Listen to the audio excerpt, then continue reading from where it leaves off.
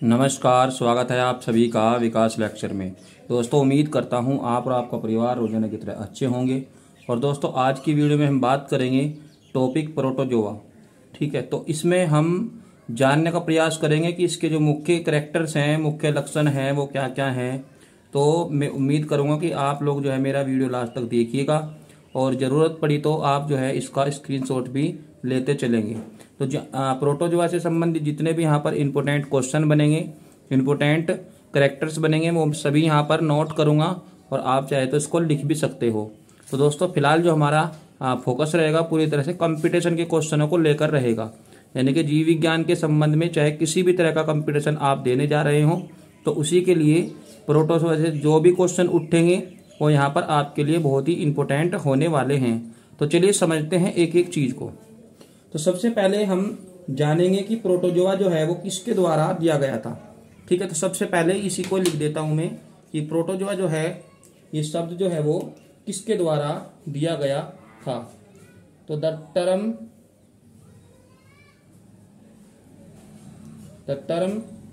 Protozoa किसके द्वारा दिया गया था।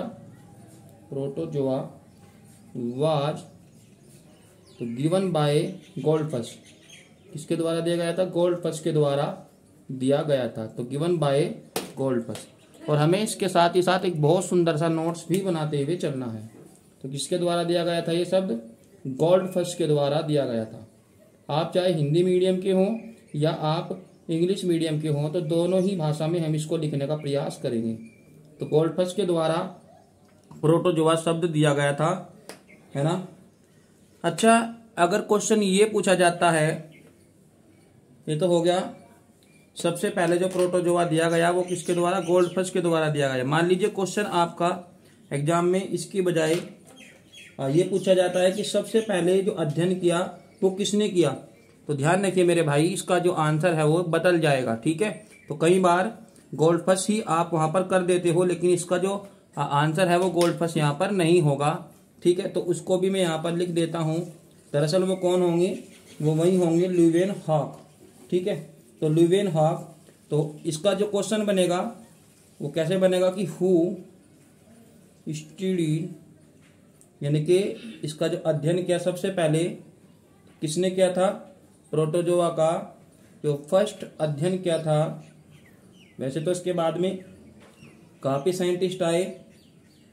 साइंटिस्ट आए जिन्होंने इसका अध्ययन किया, लेकिन हम यहाँ पर फर्स्ट की बात कर रहे हैं। तो ल्यूवेनहॉक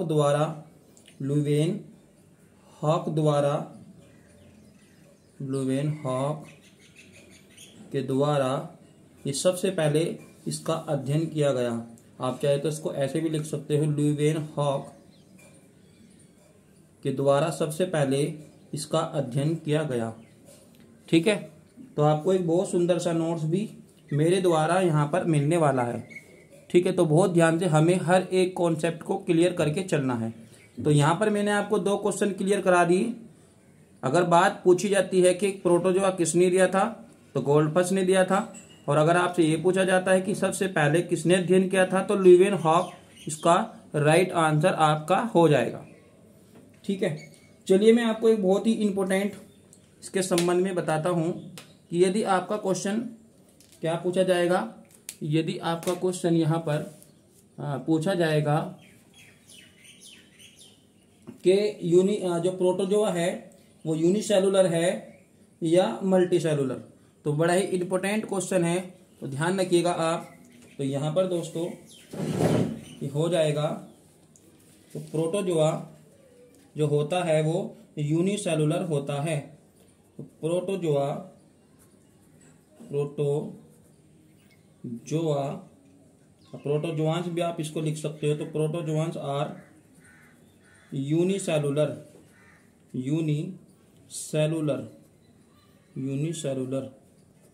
ठीक है, तो ध्यान रखिएगा, बड़ा ही इंपॉर्टेंट ये पॉइंट है। तो जो प्रोटोजोआंस होते हैं वो कैसे होते हैं? वो यूनिसेलुलर होते हैं। ठीक है, अच्छा एक क्वेश्चन और सुनिए। एक तो होता है यूनिसेलुलर और एक होता है एसेलुलर। तो कभी कभी जब 4 ऑप्शन हमें परीक्षा में मिलते हैं तो यूनिसेलुलर भी आ जाता है और ए सेलुलर भी आ जाता है।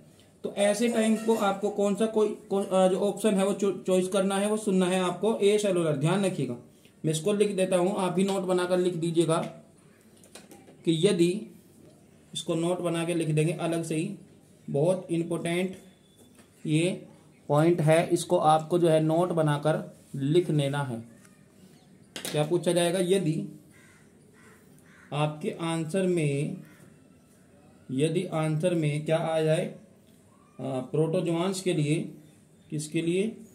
प्रोटोजोआंस के लिए यूनिसेलुलर के लिए यूनिसेलुलर और ए सेलुलर, एवं लिख देते हैं, एवं ए सेलुलर, ठीक है, दोनों अलग अलग ऑप्शन में हो, यानी कि आपके एक ऑप्शन में तो आ रहा है यूनिसेलुलर और एक ऑप्शन में आ रहा है ए सेलुलर, तो फिर आपको यूनिसेलुलर वहां पर नहीं करना है। ध्यान रखिएगा, आप वहां पर क्या चॉइस करेंगे? ए सेलुलर आपको वहां पर करना है, ठीक है। दोनों अलग अलग दिए हों तो सही जो जवाब होगा इसका, यानी कि सही आंसर क्या हो जाएगा? इसका सही आंसर हो जाएगा ए सेलुलर, यानी कि ए सेलुलर, ठीक है, अकोशिकीय। ए सेलुलर मीन्स अकोशीय, ठीक है, ए सेलुलर, इसको हिंदी में कहते हैं अकोशीय या अकोशिकीय, आप इसको कह सकते हो, तो अकोशिकीय होगा, ठीक है। तो इतना आपके समझ में आया। तो अगर आपके ऑप्शन में यूनिसेलुलर और ए सेलुलर दोनों आता है, किसके लिए? प्रोटोजोआंस के लिए, तो आपको ए सेलुलर वहां पर ऑप्शन चुनना है। चलिए इसके बाद बात करते हैं इसके साइज की, इसके आकार की बात करते हैं दोस्तों। तो इसका आकार बेसिकली होता है, तो लिख देते हैं साइज ऑफ प्रोटोजोआ, या प्रोटोजोआंस कह सकते हो आप, प्रोटोजोआ। तो प्रोटोजोआ का जो आकार होता है वो क्या होता है, यहाँ पर जानने का प्रयास करेंगे। तो बेसिकली इसका जो आकार की अगर मैं बात करूं तो बहुत ही छोटा होता है, मतलब मिमी में इसका होता है, मिमी में या माइक्रोन में इसकी यूनिट दी होती है। तो ज़्यादातर एग्जाम्स में जो क्वेश्चन पूछा जाता है दोस्तों वो मिमी में ही पूछा जाता है। ध्यान रखिएगा, तो मिमी में ही पूछा जाएगा। यदि आपको माइक्रोन में इसका आंसर, ठीक है, 0.01 मिमी से तो कितना होता है 3 mm तक, यानी कि छोटे बड़े प्रोटोजोआंस हो सकते हैं, ठीक है। हम इसका आगे की वीडियो में अध्ययन करेंगे, अमीबा, ठीक है, सबका अध्ययन करेंगे जितने भी इसके अंदर आते हैं, ठीक है, पैरामीशियम, यूग्लिना वगैरह जितने भी यहाँ पर क्वेश्चन बनते हैं प्रोटोजोआंस से, तो सबका हम अध्ययन करेंगे अलग अलग, ठीक है। तो तब आपको मैं बता दूंगा कि किसका साइज कितना होता है। फिलहाल आप इसके बीच में इसका, ठीक है, साइज जो है बता सकते हो, इसका आकार बता सकते हो। कभी कभी अगर ऑप्शन में माइक्रोन में दिया हो सकता है तो आप इसको माइक्रोन में चेंज कर सकते हो, कोई दिक्कत नहीं है, ठीक है। तो इतना समझ में आया आपकी, ठीक है। चलिए इसके बाद हम अगर बात करें तो इनकी जो पूरी फिजियोलॉजी होती है वो सिंगल सेल में होती है, यानी कि क्योंकि ये क्या होते हैं, ए सेलुलर होते हैं, तो इनकी जो पूरी फिजियोलॉजी होती है दोस्तों वो कैसी होती है? वो सिंगल सेल में होती है। चलिए इसके लिए भी एक स्टार बना के आप लिख सकते हो, स्टार बना के लिख सकते हो, यदि प्रोटोजोआ यूनिसेलुलर है, ठीक है, क्या है? प्रोटोजोआ यूनिसेलुलर है, यूनिसेलुलर है, तो इनकी पूरी फिजियोलॉजी,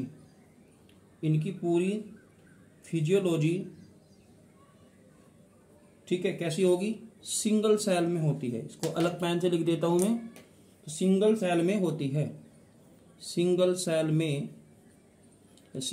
होती है, ठीक है, सिंगल सेल में होती है, कुछ भी आप लिख सकते हो, सिंगल सेल में होती है।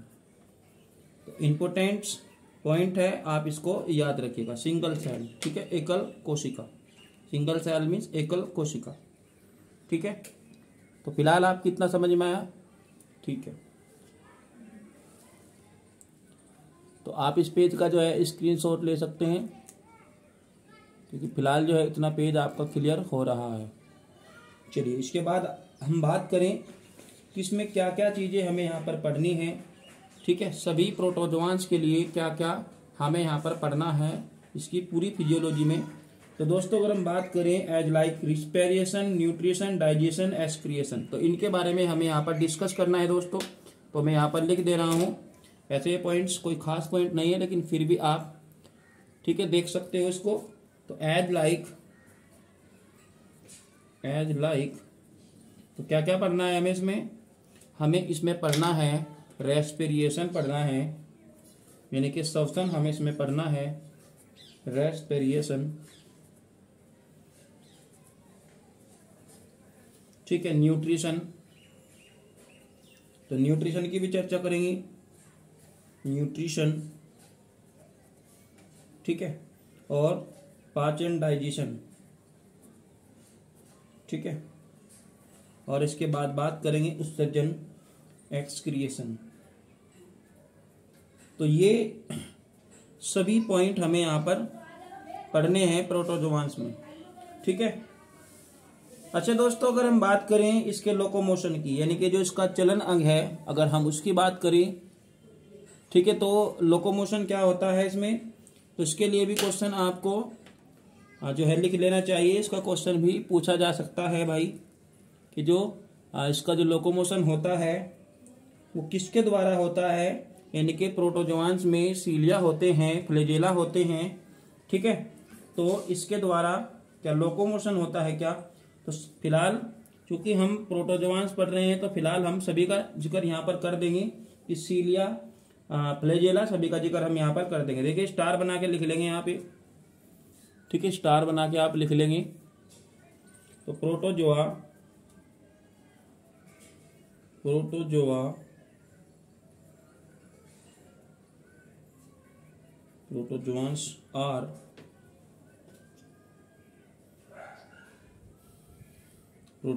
आर यानी कि प्रोटोजोआंस में, ठीक है, क्या होता है? लोकोमोशन, ठीक है। लोकोमोशन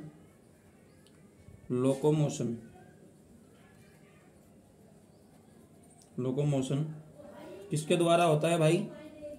फ्लैजेला के द्वारा होता है, ठीक है। एसिडोपोडिया के द्वारा होता है क्या? आप ऐसा भी लिख सकते हो। तो चलिए, पहले मैं ऐसा ही लिख देता हूं। तो सेडोपोडिया के द्वारा अभी इसकी स्ट्रक्चर बना के दिखाऊंगा मैं आपको, अमीबा वगैरह की। तो तब आपको दिखाऊंगा कि सेडोपोडिया यानी कि पादाप जो होते हैं वो कहाँ पर होते हैं, ठीक है। तो इसकी चर्चा हम आगे के वीडियो में करेंगे। तो पादाप सेडोपोडिया, ठीक है। फ्लैजेला मतलब एक तरीके से आप इसको कसाब कह सकते हो, या कसाभिका, ठीक है। सीलिया मतलब जो रोमाब होते हैं, छोटे छोटे रोमाब होते हैं, सीलिया। जब मैं आपको पैरामीशियम पढ़ाऊंगा तो इसमें जो है सीलिया का जिक्र वहां पर हम करेंगे। सीलिया का जिक्र कहाँ करेंगे? पैरामीशियम में करेंगे। तो रोमाब, सीलिया को कहते हैं रोमाब के द्वारा होता है, ठीक है। चलिए, तो फिलहाल दोस्तों आपको इतना समझ में आ गया होगा। चलिए, इसके बाद हम चर्चा करेंगे। इसके बाद हम इसका एक पॉइंट अगर मैं बताऊं आपको, तो जो प्रोटोजोआंस होते हैं, यानी कि protozoans are occurs protoplasmic level of organisation, है ना। चलिए, इस पॉइंट को अभी लिख देते हैं। जो प्रोटोजोआंस होते हैं वो क्या होते हैं भाई? अकर प्रोटोप्लाज्मिक लेवल, ठीक है। तो देखिए, इसको भी स्टार बना के आप लिख लेंगे, यहाँ पे लिख देंगे स्टार बना के। आपको सभी पॉइंट लिख देने हैं, एग्जाम के लिए बहुत ज़्यादा आपके काम आएंगे। तो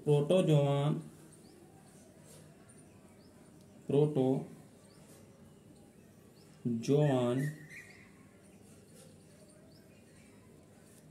आर अक्कर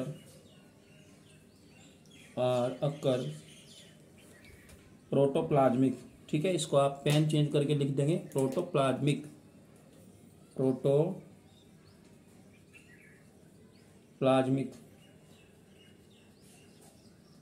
ठीक है, प्रोटोप्लाज्मिक लेवल ऑफ ऑर्गेनाइजेशन। ठीक है, तो ये क्या होते हैं भाई, इनके जो occurs protoplasmic level of organization, बड़ा ही इंपॉर्टेंट दोस्तों ये पॉइंट है। चलिए इसके बाद बात करेंगे जो न्यूट्रिशन है प्रोटोजोआ में क्या होता है। इनके प्रोटोजोआ दोस्तों किस तरह का होता है, बड़ा ही इंपॉर्टेंट क्वेश्चन यहाँ पर बनता है कि प्रोटोजोआंस में होलोजोइक होता है या होलोफाइटिक होता है या सैप्रोफाइटिक होता है। तो समझते हैं इसको भी, तो इसको भी स्टार बना के लिख लेंगे। देखो मैं आपको जितने भी यहाँ पर पॉइंट बता रहा हूँ ये सभी इंपॉर्टेंट पॉइंट हैं। ठीक है, ये सभी के सभी पॉइंट क्या है, इंपॉर्टेंट पॉइंट है। तो न्यूट्रिशन इन प्रोटोजोआ, हेडिंग बनाएंगे न्यूट्रिशन इन प्रोटोजोआ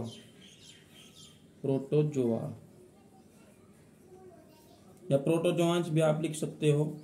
तो न्यूट्रिशन यानी कि जो इनका एक तरीके से भोजन वगैरह है वो किस तरह से होता है। ठीक है, मतलब ये क्या क्या खाते हैं और ये किस तरह के होते हैं। तो दोस्तों अगर हम बात करें प्रोटोजोआंस की, तो प्रोटोजोआ में जो पोषण होता है, जो न्यूट्रिशन होता है, वो होलोजोइक, होलोफाइटिक या सैप्रोफाइटिक होता है। ठीक है, तो इसको भी लिख देंगे। तो प्रोटोजोआ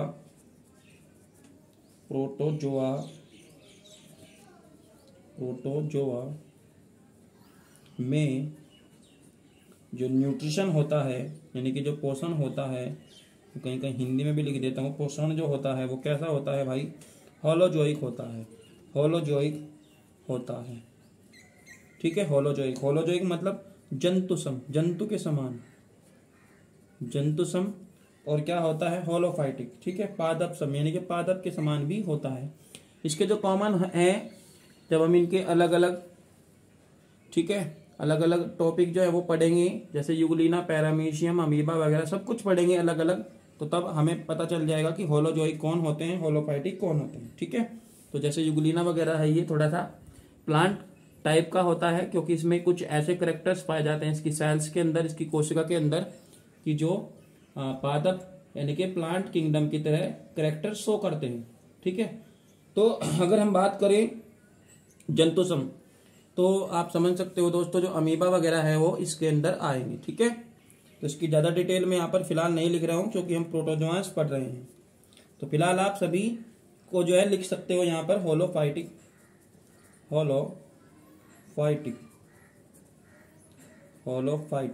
ठीक है, होलोफाइटिक मतलब आप कह सकते हो पादप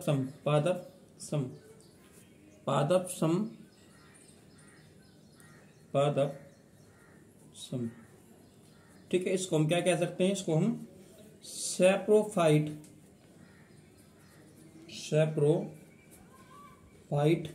या सैप्रोफाइटिक होता है, यानी कि हम इसको सैप्रोफाइटिक भी कह सकते हैं।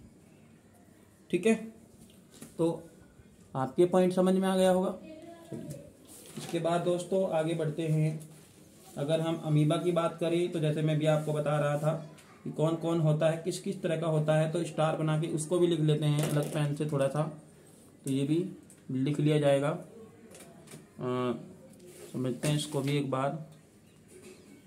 तो अगर मैं बात करूं अमीबा की, ठीक है, अगर मैं अमीबा की यहाँ पर बात करूं तो लिख देते हैं इसको भी, अमीबा बहुत ही इंपॉर्टेंट है, जितना चाहो उतना इंपॉर्टेंट आप लिख सकते हो। ठीक है, तो अमीबा में, ठीक है, इन अमीबा न्यूट्रिशन, तो अमीबा में जो न्यूट्रिशन होता है, जो पोषण होता है, ठीक है, तो किस तरह का होता है, बहुत इंपॉर्टेंट, काफी बार ये क्वेश्चन ट्रेंड करता है नीट वगैरह की परीक्षा में भी।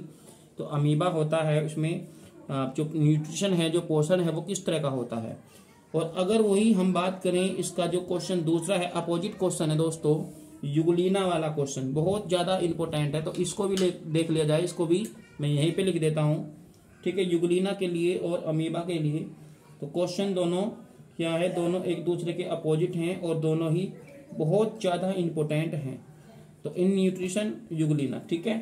तो युगलीना में न्यूट्रिशन कैसा होता है भाई, ठीक है, कैसा होता है, मैं अभी आपको बता रहा था कि होलोफाइटिक होता है। कैसे? क्योंकि ये पादपसम है। ये पादपसम क्यों होता है, इसकी आगे डिटेल पढ़ेंगे, तब मैं आपको बताऊंगा कि इसकी जो कोशिका होती है, इसकी जो सेल होती है, उसमें किस तरह के कैरेक्टर्स हैं प्लांट किंगडम टाइप के, है ना।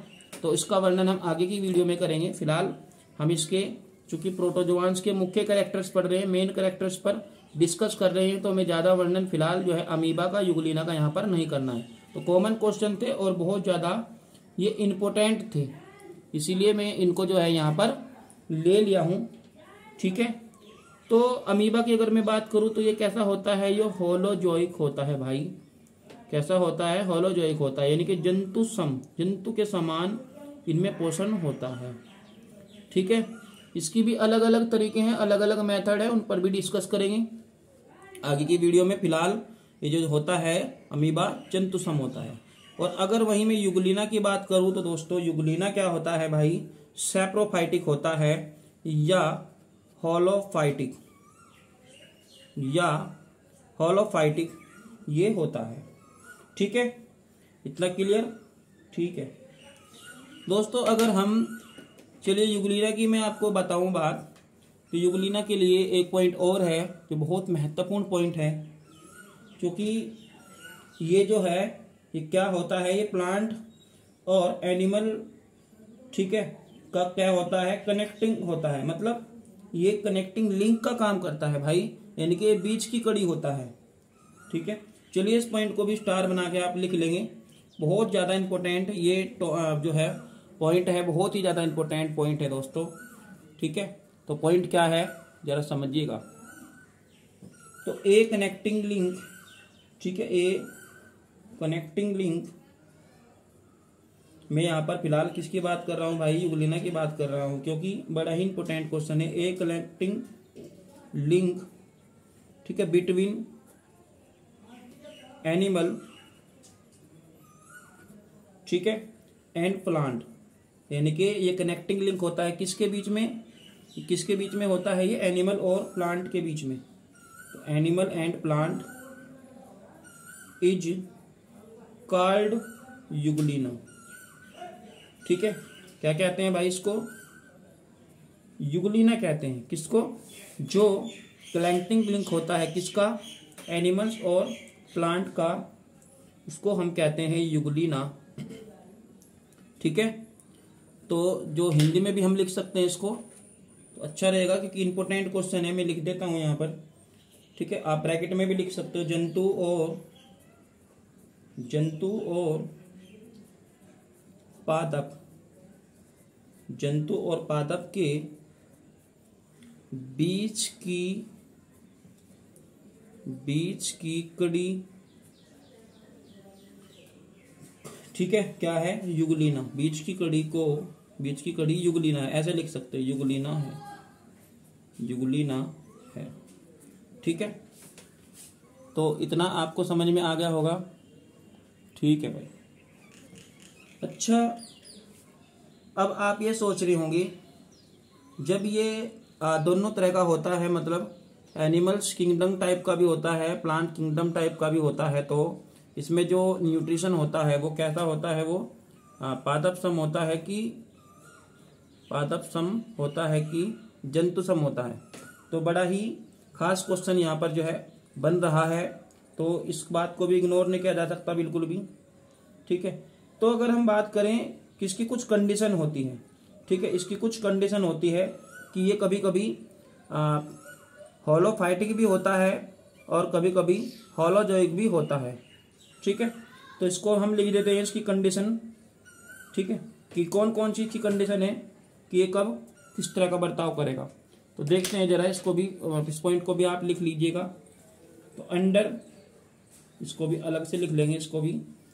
तो अंडर फेवरेबल कंडीशन, ठीक है, under favourable condition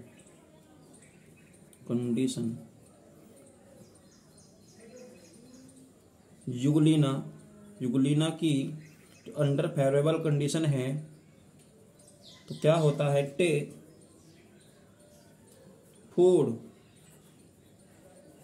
food as like, किसकी तरह करता है भाई, एज लाइक किसकी तरह करता है, जंतु सम, यानी कि जंतु के समान हो जाएगी, ठीक है। बट लेकिन अंडर अनफेवरेबल, यानी कि फेवरेबल और अनफेवरेबल, तो फेवरेबल कंडीशन में कैसा होता है, होलोजोइक होता है, ध्यान रखिएगा, है ना। और अंडर फेवरेबल कंडीशन में कैसा होता है, युगलीना कैसा होता है भाई, विपरीत करता है काम, तो अनफेवरेबल, तो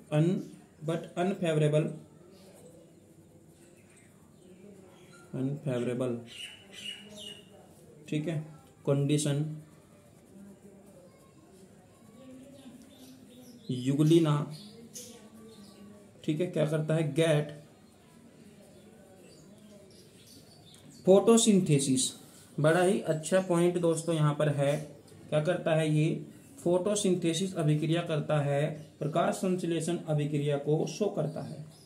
और प्रकाश संश्लेषण अभिक्रिया मीन्स पादपसम, होलोफाइटिक, ठीक है। तो यहाँ पर हम फोटोसिंथेसिस का जिक्र कर देंगे, तो फोटोसिंथेसिस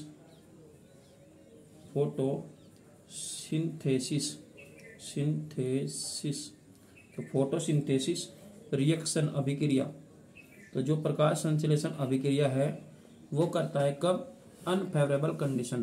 दोस्तों ये अनफेवरेबल और फेवरेबल कंडीशन क्या क्या होती है, जब हम युगलीना का ज़्यादा डिटेल पढ़ेंगे तो तब इसको वहाँ पर डिस्कस करेंगे, ठीक है। तो फिलहाल आप इसका जो है स्क्रीनशॉट लेना चाहो ले सकते हो, तो इतना जो है ये क्लियर, ठीक है। अच्छा एक बात बताओ, अगर मैं वापस अपने इसी पॉइंट पे आ जाऊं, किस पे, प्रोटोजोआ पे, तो अगर हम बात करें कि एलिमेंट्री कैनाल यानी कि जो प्रोटोजोआ है, फूड वैक्यूल, यानी कि इसमें जो भोजन की प्रक्रिया है वो कहाँ होती है, तो फूड वैक्यूल यानी कि खाद्य धानी, ठीक है। अगर मैं खाद्य धानी की दोस्तों यहाँ पर बात करूँ तो इस पॉइंट को भी लिख लेते हैं, खाद्य धानी की अगर हम बात करें तो भाई देखो, खाद्य धानी की बात करें तो क्या होगा, फूड वैक्यूल खाद्य धानी, ठीक है, food vacuole of protozoa, food vacuole of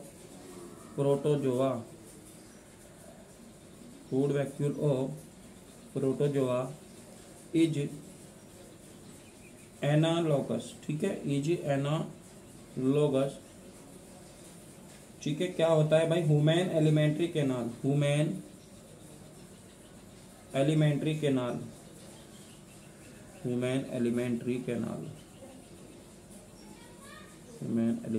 canal, ठीक है। अच्छा एक क्वेश्चन और अगर आता है कि प्रोटोजोआओं में जो डाइजेशन होता है वो अंदर होता है या बाहर, तो वो इंट्रासेलुलर होता है, ठीक है। कैसा होता है वो, इंट्रासेलुलर होता है। तो इस पॉइंट को भी लिख लेते हैं, जरा समझिएगा। हाँ तो यहाँ लिख देंगे इसको, थोड़ा सा कलर चेंज कर देते हैं भाई। तो अगर हम बात करें प्रोटोजोआन्स की, तो प्रोटोजोआ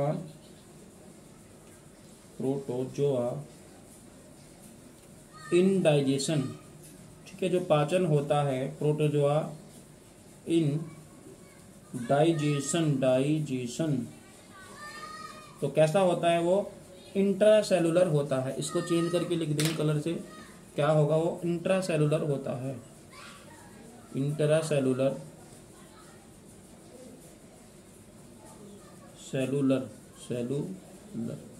आंतरिक कोशिकीय या अंदर कोशिका, यानी कि कोशिका के अंदर, इंट्रासेलुलर कोशिकीय के अंदर, ठीक है, समझ में आया।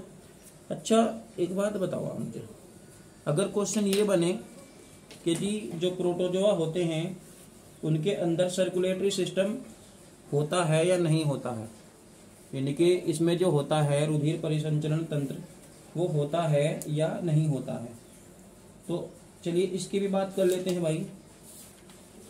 अगर हम बात करें प्रोटोजोआ में जो सर्कुलेटरी सिस्टम है वो एब्सेंट होता है, मतलब भाई खून कहाँ होता है प्रोटोजोआ में, ये तो कैसे है, ये ए सेलुलर है या यूनिसेलुलर है, अब इनके अंदर खून वगैरह थोड़ा ही होता है, हार्ट वगैरह नहीं होता है, तो इसको भी लिख लेंगे आप, बहुत अच्छा पॉइंट है। तो प्रोटोजोआ में या प्रोटोजोआ में सर्कुलेटरी सिस्टम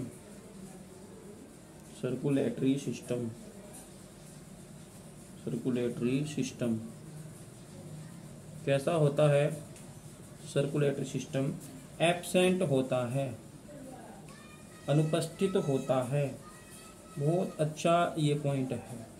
तो प्रोटोजोआ में परिसंचरण तंत्र जो होता है भाई वो कैसा होता है, वो एब्सेंट होता है, ठीक है।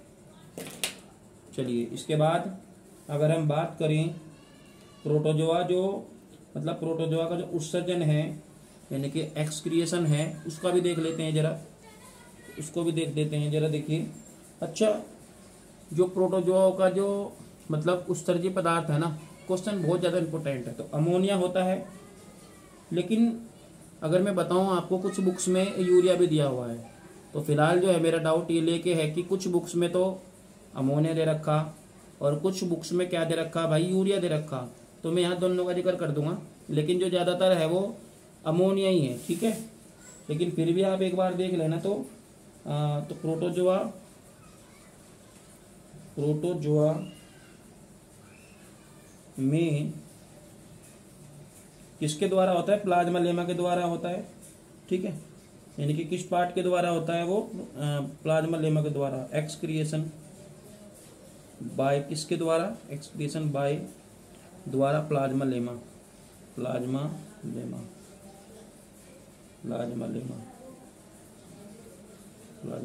ठीक है, ठीक है भाई। तो प्लाज्मा लेमा बहुत अच्छा पॉइंट है।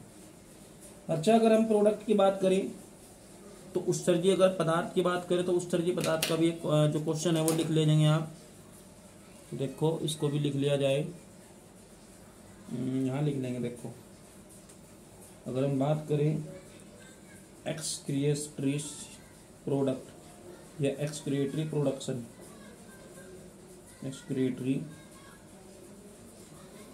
प्रोडक्शन, क्या होता है वो, अमोनिया होता है, NH3 अमोनिया, ठीक है। अच्छा मैं यहाँ पे लिख रहा हूँ कि कभी कभी क्या लिया हुआ आता है, कुछ बुक्स में यूरिया भी दे रखा, मैं यहाँ लिख देता हूँ। देखो कुछ बुक्स में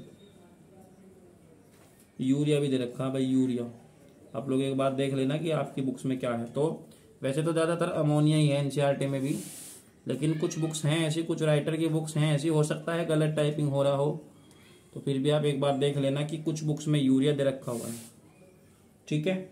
और यूरिया का फॉर्मूला अगर मैं बात करूँ NH2CO, ठीक है। तो इतना क्लियर होगा सभी का, चलिए। अच्छा अगर मैं बात करूं रेस्पिरेशन की, तो रेस्पिरेशन किसके द्वारा होता है, वो भी प्लाज्मा लेमा के द्वारा होता है, ठीक है। प्लाज्मा लेमा के द्वारा ही रेस्पिरेशन होता है। चलिए अब हम समझते हैं इसका जो रेस्पिरेशन है वो किस तरह से होता है, ठीक है। तो देखो वो किसके द्वारा होता है भाई, वो प्लाज्मा लेमा के द्वारा होता है। और फिर बात करेंगे रिप्रोडक्शन की, तो चलो पहले इस पॉइंट को भी लिख लो, ठीक है। देखो तो प्रोटोजोआ इन रेस्पिरेशन, तो रेस्पिरेशन किसके द्वारा होता है, रेस्पिरेशन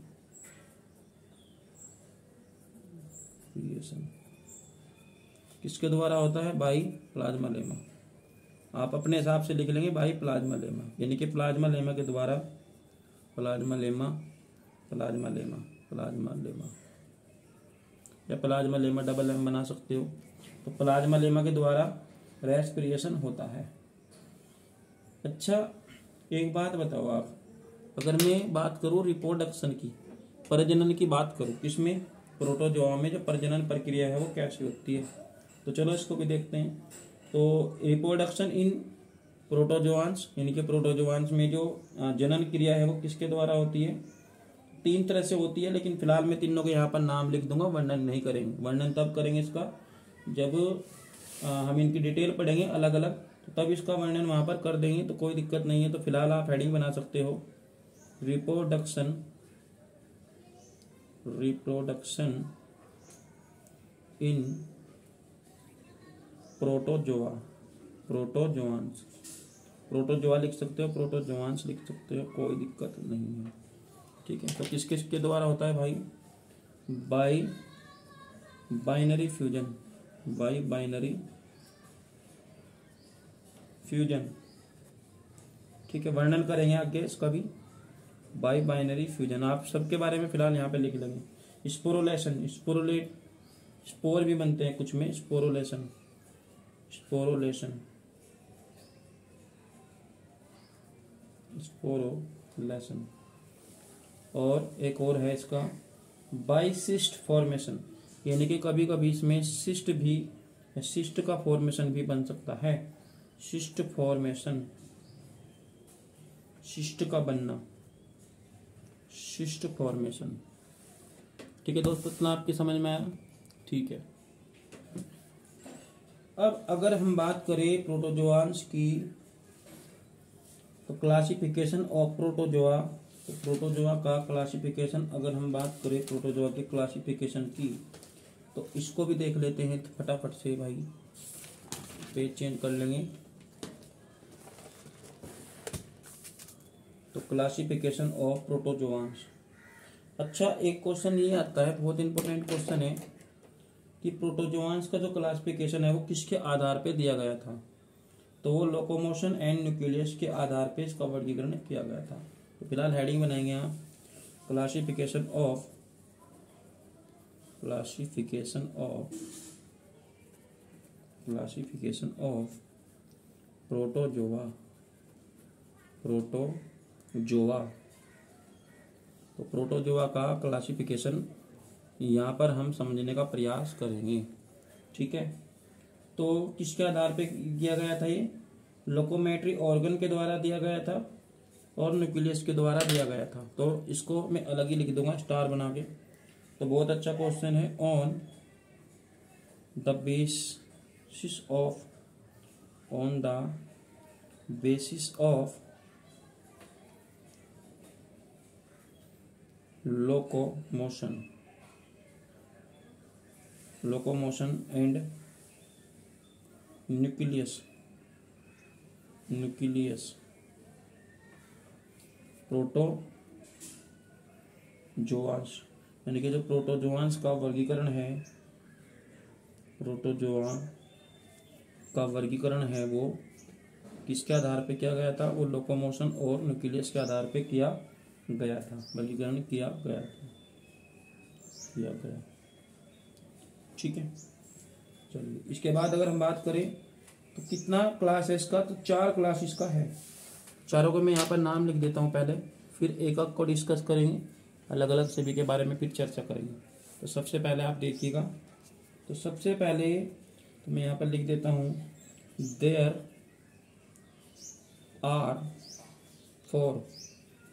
फोर मेन, जो मुख्य क्लास है इसकी वो क्या है, वो निम्नलिखित हैं, ऑफ प्रोटोजोआंस। ठीक है, ऑफ प्रोटोजोआंस, जोआंस। ठीक है, कौन कौन सी है, चारों के नाम यहाँ पर मैं लिख देता हूँ। तो ये 4 कौन कौन से है भाई, सार्कोमेस्टिकोफोरा है, सार्कोमेस्टिकोफोरा, सार्कोमेस्टिकोफोरा, मिस्टिकोफोरा, सार्कोमास्टिकोफोरा है, और स्पोरोजोआ, स्पोरोजोआ, स्पोरोजोआ, ठीक है। और नंबर 3 की हम बात करें तो ये क्या होता है भाई, needy Spora, needy Spora, needy स्पोरिया।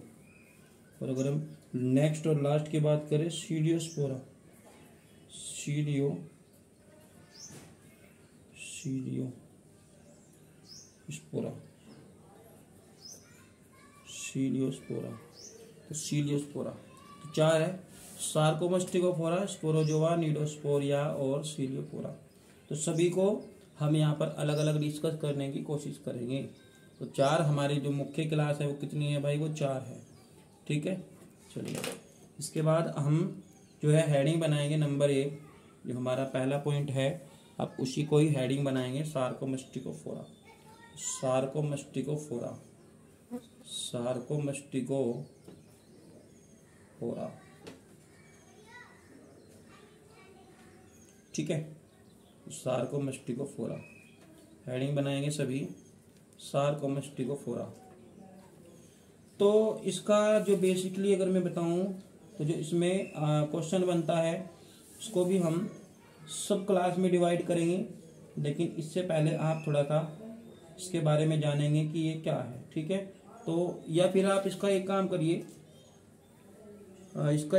इसको डायरेक्टली सब क्लास में डिवाइड कर दीजिए। या चलो इसके लिए एक सेंटेंस लिख देता हूं मैं, देखो। तो लोकोमेट्री ऑर्गन, शैडोपोडिया, इसमें क्या होता है भाई, स्टार बना के लिख लेंगे, बहुत इंपॉर्टेंट ये पॉइंट है। लोकोमोटरी, लोकोमोटरी ऑर्गन शैडोपोडिया, शैडोपोडिया, शैडोपोडिया, शैडोपोडिया मीन्स पादाब, पादाब, ठीक है। तो लोकोमोशन ऑर्गन जो होता है इनमें सभी में क्या होता है, शैडोपोडिया होता है। बहुत अच्छा, बहुत वेरी वेरी इंपॉर्टेंट ये पॉइंट है। सार्कोमास्टिकोफोरा का जो मेन कैरेक्टर्स है दोस्तों, वो शैडोपोडिया होता है, ध्यान रखिएगा भाई, बहुत ज़्यादा इम्पोर्टेंट यहाँ पर बनता है, ठीक है। तो चलिए अब इसके बाद हम बात करेंगे सार्कोमास्टिकोफोरा को कितने सब क्लास में डिवाइड किया गया है। तो अगर हम बात करें तो sarcomastigophora class in also divided in sub class, ठीक है। तो देखो, चलिए लिख लेते हैं, हेडिंग के रूप में बना लो, देखो यहाँ पे लिखेंगे, आप स्क्रीनशॉट लेते रहो या साथ के साथ आप यहाँ से लिख सकते हो। तो देखो सार्कोमास्टिकोफोरा,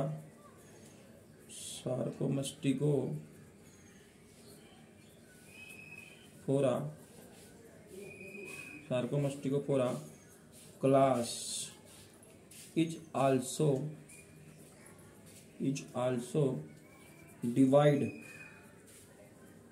divided in three subclass,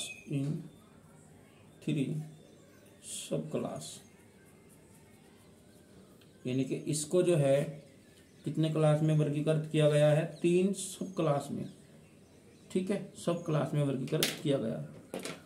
तो सबसे पहले इनको अलग अलग पढ़ेंगे, डायरेक्टली अलग अलग पढ़ेंगे इनको, और इसको ABC पॉइंट बना लेंगे, ABC पॉइंट बना लेंगे। तो सार्कोडीना की अगर मैं बात करूं, तो सार्किडीना की अगर हम बात करें तो देखो सार्किडीना, तो पॉइंट नंबर ए में क्या लिखेंगे, ABC 3 है, सार्किडीना, मास्टिकोफोरा, ओपेलाइना। तो सबसे पहले बात करेंगे सार्किडीना, तो सार्किडीना,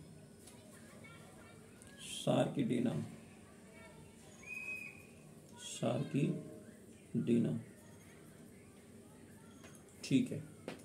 तो सार्किडीना, अच्छा, इसमें जो बनेगा आपका एग्जाम्पल ज़्यादा बनते हैं, कैसे कि सार्किडीना निम्नलिखित में से कौन है, अमीबा है, या इसी तरह के लिस्मानिया, ग्लीना, इस तरह से आपको 4 ऑप्शन मिल जाएंगे दोस्तों। तो वहाँ पर सार्किडीना है वो अमीबा होता है। तो फिलहाल हमारा जो कंपटीशन में क्वेश्चन बनता है केवल उसी की मैं बात कर रहा हूँ भाई, ज़्यादा डिटेल में हमें यहाँ पर नहीं पढ़ने की ज़रूरत है। जो क्वेश्चन बनेगा केवल उसी को ही हम यहाँ पर लिखेंगे।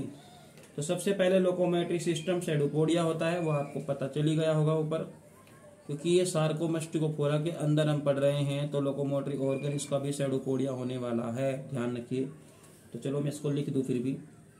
तो locomotory organ, locomotory organ, locomotory organ, ठीक है।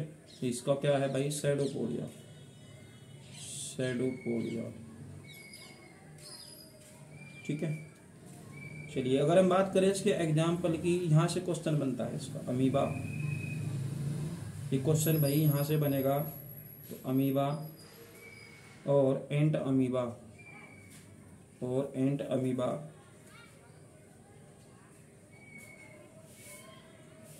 अमीबा, एंट अमीबा, ठीक है। तो समझ में आया आपकी बात, ठीक है। चलिए इसके बाद बात करेंगे मस्टिकोफोरा, ठीक है। इसके बाद जो उसका सब क्लास है, तो नंबर बी हेडिंग बनाएंगे, सार्कोमस्टिकोफोरा या मस्टिकोफोरा, सॉरी। तो नंबर बी सार्कोमस्टिकोफोरा का क्या है, मस्टिकोफोरा, मस्टिकोफोरा।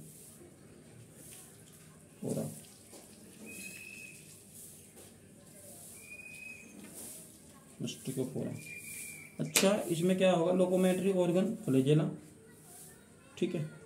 सीडोपोडिया, उसमें क्या था, सीडोपोडिया इसमें क्या होगा, फ्लैजेला। तो लोकोमोटरी इज फ्लैजेला। तो मैं लिखूंगा, देखो यहाँ पर इसको ऐसे लिख दूँ, चलो। तो लोकोमोटरी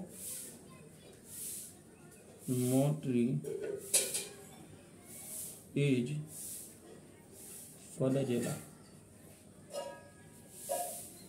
फ्लैजेला, ठीक है। अगर हम इसके एग्जाम्पल की दोस्तों यहाँ पर बात करें, तो एग्जाम्पल देखो जरा ध्यान से।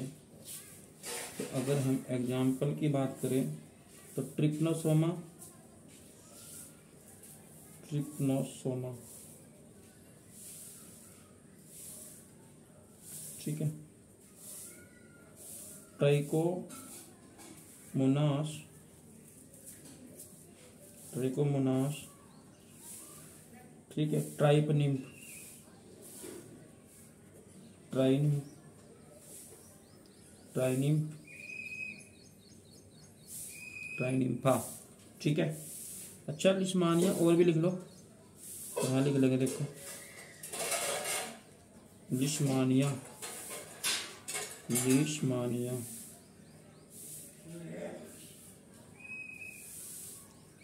तो लिस्मानिया हो जाएगा।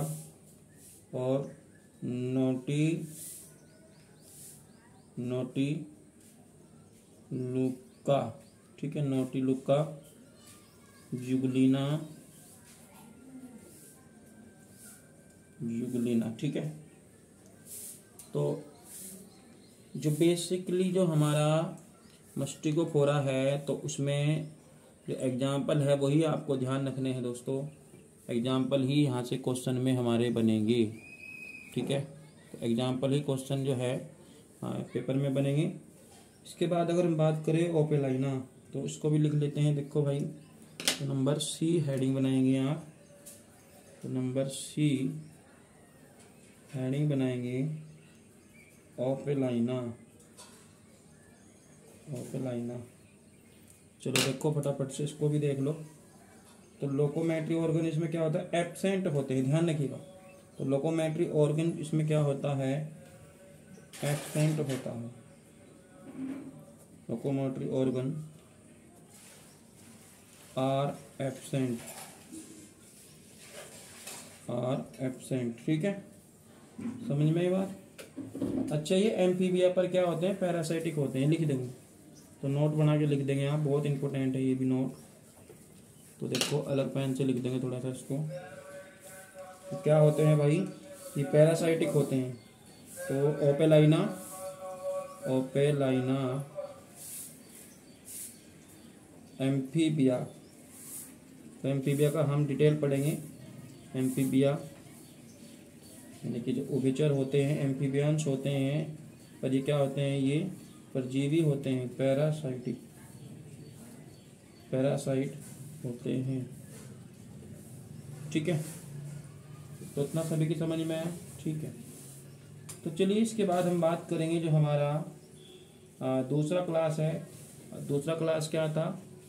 दूसरा क्लास था हमारा स्पोरोजोआ। तो हेडिंग बनाएंगे आप स्पोरोजोआ नंबर 2, स्पोरोजोआ। ठीक है, स्पोरोजोआ को भी अब देखने के, स्पोरोजोआ में हमें क्या पढ़ना है भाई? तो स्पोरोजोआ के जो मेंबर होते हैं वो एंडोपैरासाइटिक होते हैं। बहुत अच्छी बात है, तो लिख लेंगे। देखो, स्पोरोजोआ के मेंबर, स्पोरोजोआ के मेंबर यानी कि स्पोरोजोआ के सदस्य, मेंबर एंडोपैरासाइट होते हैं। ठीक है, स्पोरोजोआ के जो मेंबर होते हैं वो एंडोपैरासाइट होते हैं। अगर हम एग्जाम्पल की बात करें तो एग्जाम्पल होता है प्लाज्मोडियम,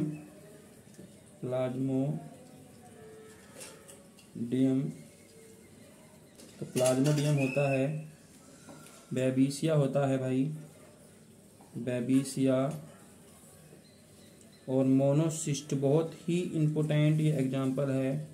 तो मोनोसिस्ट, इनका हम वर्णन आगे की वीडियो में भी करेंगे। तो मोनोसिस्ट, ठीक है। दरअसल इनमें होता क्या है, प्लाज्मोडियम, इनमें स्पोर का फॉर्मेशन होता है, यानी कि इसमें स्पोर बनते हैं। ठीक है, स्पोर का फॉर्मेशन होता है, इनमें क्या होता है, स्पोर का फॉर्मेशन होता है, स्पोर का, यानी कि स्पोर बनते हैं, स्पोर का फॉर्मेशन होता है। बहुत ही वेरी वेरी इम्पोर्टेंट ये पॉइंट है यहाँ पर, सभी परीक्षाओं के लिए ये पॉइंट जो है आप नोट कर लेंगे अलग से ही। इनमें स्पोरोलेशन जो होता है, स्पोरोजोआ में जो स्पोर का फॉर्मेशन होता है, कौन कौन से हैं, प्लाज्मोडियम, बेबीसिया, मोनोसिस्ट। आगे की वीडियो में हम इसका अध्ययन करेंगे अलग अलग। ठीक है, तो फिलहाल इतना ही हमें पढ़ना है। अच्छा, अगर हम बात करें जो स्पोर है वो कितने टाइप के होते हैं, वो 2 टाइप के होते हैं। ठीक है, टेलोस्पोरिया और ब्रायोस्पोरिया। ठीक है, तो चलो इसको भी देख लो।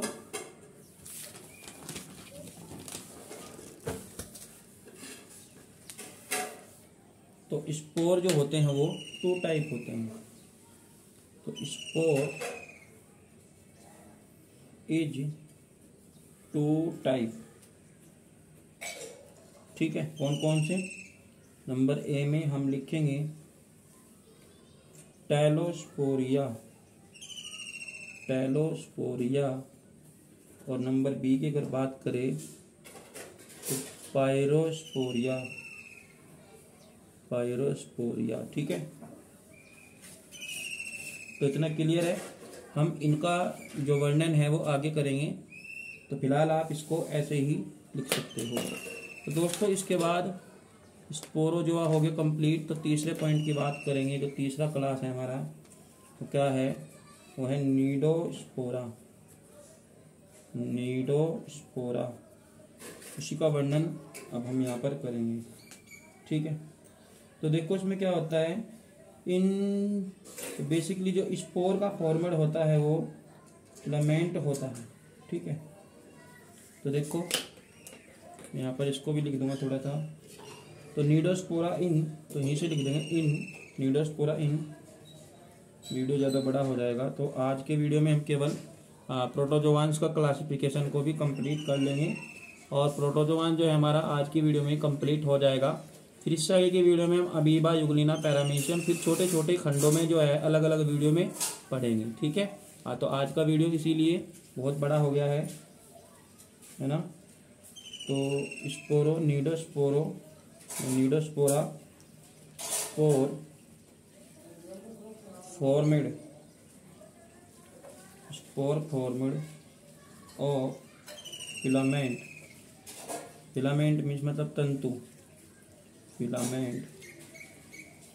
तो ठीक है, चलिए इसके बाद अगर हम बात करें, स्पोर सिंगल न्यूक्लियस या मैनी न्यूक्लियस से मिलकर बनते हैं, यानी कि जिनके जो स्पोर होते हैं दोस्तों, वो लिख लो इस पॉइंट को अलग से ही। जो स्पोर होते हैं सिंगल न्यूक्लियस होते हैं या फिर क्या होते हैं या और मैनी न्यूक्लियस होते हैं। यानी या तो ये सिंगल न्यूक्लियस से मिलकर बनते हैं या बहुत से न्यूक्लियस से मिलकर बनते हैं।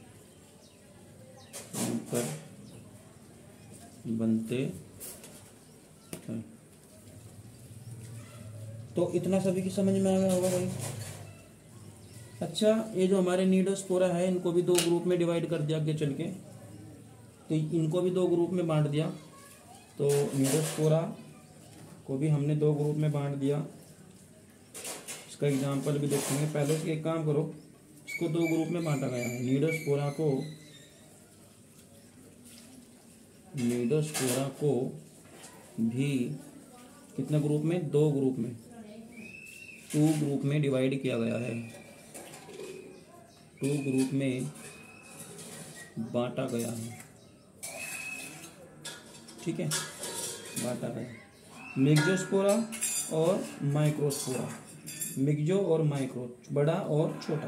तो मिक्सो होगा तो वो क्या होगा? वो आपका बड़ा होगा, यानी कि इसमें मैनी न्यूक्लियस पाए जाएंगे। तो ऐसे लिख देंगे AB।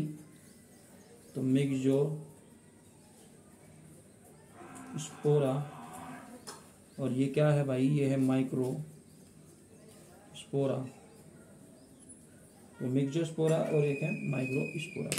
ठीक है, चलिए इसके बाद हम बात करें मिक्सोस्पोरा की। तो इसमें मैनी न्यूक्लियस होते हैं, मैनी न्यूक्लियस उसमें होते हैं। और भाई इसमें क्या होता है? इसमें सिंगल न्यूक्लियस होते हैं, इसमें सिंगल न्यूक्लियस होते हैं। ठीक है, तो अगर हम इसके एग्जांपल की भी बात करें, थोड़ा सा देख लो। तो सेरेस्टोमिक्जा, ठीक है, और इसका अगर हम एग्जांपल देखेंगे तो नोमासिया। ठीक है, हालांकि हम इनका डिटेल आगे की वीडियो में भी करेंगे। तो फिलहाल आपको इतना यहाँ पर समझा रहा हूँ मैं। तो जो इनका छोटा छोटा है इंपॉर्टेंट क्वेश्चन यहाँ पर बन रहे हैं इनके, तो केवल उन्हीं का ही मैं जिक्र कर रहा हूँ। इसके बाद हेडिंग बनाएंगे नंबर 4, सीलियोस्पोरा। सीलियोस्पोरा या सीलियोस्पोरिया। तो ये हमारा जो क्लास है नेक्स्ट और लास्ट क्लास है, और इस वीडियो का ये अंतिम टॉपिक होगा। तो अगर हम बात करें इसके लोकोमेट्री सिस्टम की, तो दोस्तों सीलिया होता है।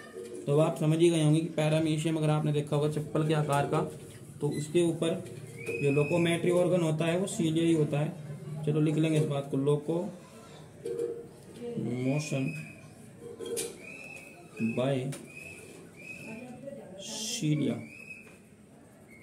सीलिया, सीलिया के द्वारा, मतलब रोमाब के द्वारा। छोटे छोटे रोमाब होते हैं, इनको मैं दिखा दूंगा आपको। तो फिलहाल आप इसका केवल एग्जाम्पल लिखेंगे, इनका हम डिटेल भी आगे पढ़ेंगे। ठीक है, आप निश्चिंत रहिएगा, इनका डिटेल हम आगे की वीडियो में पढ़ेंगे। तो सभी डाउट्स वहाँ पर क्लियर हो जाएंगे। तो इनके जो जनरल कैरेक्टर्स थे, आज हमने केवल उन्हीं को ही यहाँ पर क्लियर किया। तो पैरामीशियम इसका एग्जाम्पल है, पैरामीशियम और बैलेंटिडियम। ठीक है, तो एक आधा एग्जाम्पल और लिख देंगे, बैलेंटिडियम। ठीक है, तो दोस्तों उम्मीद करता हूँ आपको जो है मेरे द्वारा जो प्रोटोजोआओं के बेसिकली जो जनरल कैरेक्टर्स बताए गए हैं वो आपको समझ में आ गए होंगे।